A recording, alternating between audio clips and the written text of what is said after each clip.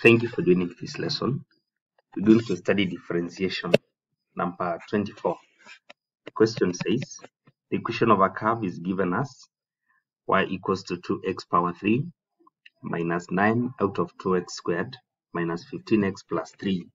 Part A, find Roman 1, the value of y when x equals to 2. Therefore, ours is to substitute the value of x with 2 in the function y equals to 2. So x is 2 power 3 minus 9 out of 2. X is a 2, so this time round power 2 minus 15 x then plus 3. When you compute this, you get the value of y as negative 29. Part 2, determine the equation of the tangent to the curve when x equals to 2. So the equation of a tangent to the curve at any given point is usually equal to the equation, or let's say we are talking of gradient of a curve. This one we say is usually equal to gradient of the tangent at a particular point. If it were the gradient of the normal, now it would have been the gradient of a line perpendicular to the tangent. But this time round, we are simply asked the gradient of the tangent. So we will take the gradient of the curve at the same point. So let me start by getting the gradient function for this curve, dy dx. So when you differentiate y with respect to x in the above function, remember you drop the power to this part, so it multiplies 2 to 6x, the power reduces to 2, minus, you drop power 2, that becomes 9 over 2 times 2, which is a negative 9, and x becomes power 1 minus 15. This is the gradient function. We can get the specific value of gradient at x equals to 2 by substituting x with 2. 9 is to 2 minus 15. So this will give us a value of gradient which is equal to negative 9. Now we can express this gradient because the gradient is known. A coordinate which is 2, negative 29 is also known. We have to let another coordinate be xy. Then now we re-express our gradient such that negative 9 is equivalent to change in y, the value of y minus negative 29, then divided by the change in x, whereby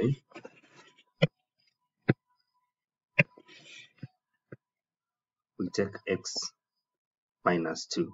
So we can cross multiply the value of y by 1, so 29 equals to negative 9x plus 18.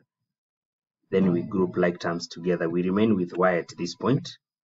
This is equal to negative 9x. 18 minus 29 gives us negative 11. So the equation of the tangent to the curve at x equals to 2 is already found. The last part of this is determine the turning points of the curve and their nature. So we have two tasks here. There is determining the turning points, and there is another step of determining their nature. It's good to know that at the turning point,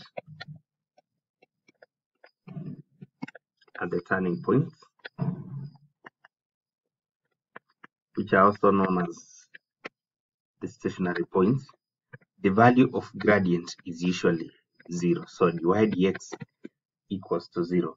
This means we can get the values of x at the turning points by equating dy dx to 0.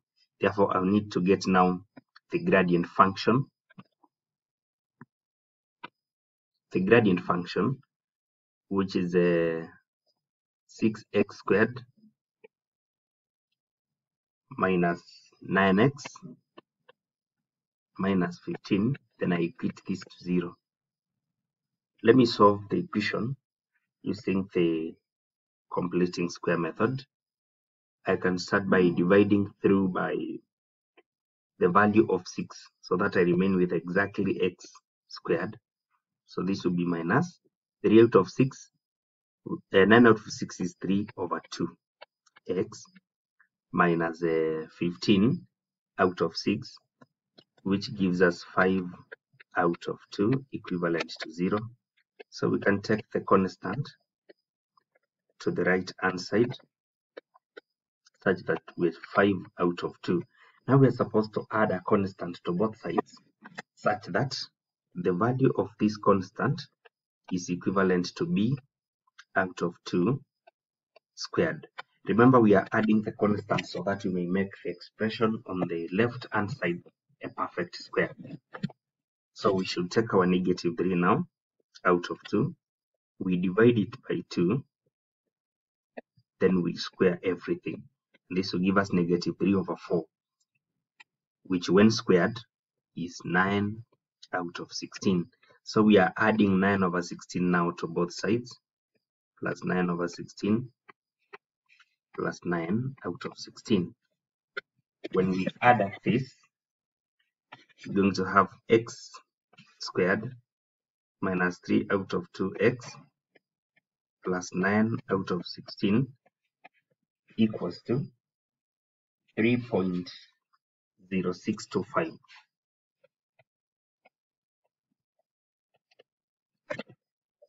And we proceed now to solve for x. We can take, or before we take square root, let us factorize the left hand side. Factorizing a difference of two squares means for the first term, which is x squared, we take the square root and that gives us x, then followed by the sign after that, which is a negative, and we take the square root of the constant part, which is 3 out of 4 squared. Now this is the simplified form of the perfect square. This is equal to 3.0625. At this point now I can take square root for both sides such that I remain with x minus 3 out of 4 equals to plus or minus 1.75. Then at this point I can now get my x, whereby I will need 1.75 plus 3 out of 4, and this gives me 2.5, or x equals to, I take the negative part of the square root now, then I add 3/4, and this is going to give me exactly negative 1. So we have the turning points at x equals to 2.5 and x equals to negative 1. At those respective points, we can get the values of y by substituting the values of x in the original equation, such that the first y, I'll get it by taking 2, then I replace with 2.5 power 3 minus 9 out of 2, 2.5 squared, then minus 15 into 2.5 plus 3. And when you compute this, you're going to get the value of y as negative 31.375, which means that the coordinate now, 2.5 negative 31.375 is a turning point. The other turning point will be when we substitute the value of x as negative 1. So 2 into negative 1 cubed minus 9 out of 2 into negative 1 squared minus 15 into negative 1 plus 3. So the value of y is going to be 11.5. This means we have another turning point at negative 111.5. That is the coordinate of the second turning point. Lastly, we have to determine the nature of these turning points.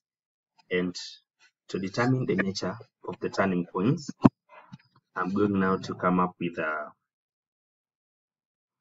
table here. I'm going to come up with a table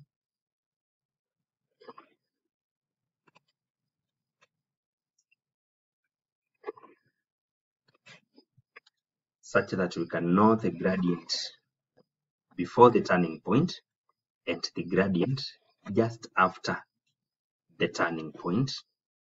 Just after the turning point, that will help us to determine the nature of the specific turning points. So we start with the values of x at the turning points. The values of x at the turning points. The first turning point is having the value of x as 2.5. So we can look for a value just after this turning point, like x equals to 3, and just before the turning point, like x at 2. Then we can talk about the value of gradient now at those points. At the turning point, which is 2.5, the value of gradient is 0. So we need to know, before the gradient became 0, what was it? Like at positive 2, which is before the turning point. And when you substitute positive 2, you get gradient was negative 9. Positive 2 in the gradient function, you get gradient was negative 9. Then after this, after the turning point where gradient is 0, we substitute 3 and you find that gradient is 12. This is to mean that a gradient is changing from negative through 0 into positive. And therefore, we can conclude that the point 2.5 negative 31.375 is what we call a minimum point. Such a turning means that the turning point is a minimum point. That is the nature of the turning point. And finally, we can go to the other value of x for the other turning point, which is negative 1. At negative 1, gradient is 0.